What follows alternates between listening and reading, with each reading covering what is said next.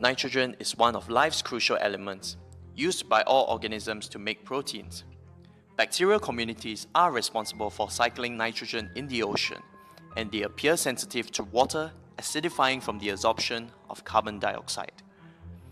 Oceans are Earth's great CO2 sink, having absorbed 1/3 of human CO2 emissions over the past 2 centuries. As a result, the concentration of hydrogen ions has increased, making waters more acidic. Earth's oceanic pH has dropped by 0.1 in the last century and expected to drop by another 0.1 over the next several decades. So how does acid rain affect freshwater ecosystems? Acid deposition influences mainly the pH of fresh water. So how is acid deposition created? There are a few sources of nitrogen and sulfur emissions. Natural emissions include volcanic emissions, lightning, and microbial processes. Power stations and industrial plants, such as the mining and smelting of high sulfur ores and the combustion of fossil fuels, emit the largest quantities of sulfur and nitrogen oxides and other acidic compounds. These compounds mix with water vapor at unusual proportions to cause acid deposition with a pH of 4.2 to 4.7, that is 10 or more times the acidity of natural deposition.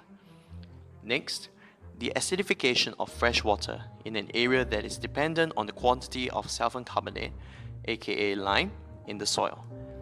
Limestone can neutralize the acidification of fresh water.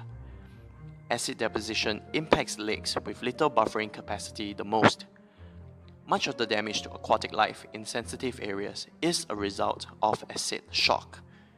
This is caused by the sudden runoff of large amounts of highly acidic water and aluminum ions into lakes and streams, for example, when the snow melts in the spring or after unusually heavy rains. Moving on, what are the problems caused by an excess of dissolved nitrogen in freshwater system? Aquatic plants, like any other plants, need 2 essential nutrients to grow: nitrogen and phosphorus. In a healthy lake, the nutrients occur in small amounts, but in large quantities they can cause a major water pollution problem.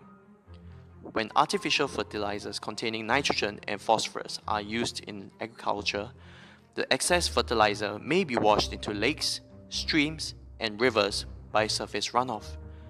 Too many nutrients stimulate the rapid growth of plants and algae, clogging waterways and sometimes creating blooms of toxic blue-green algae.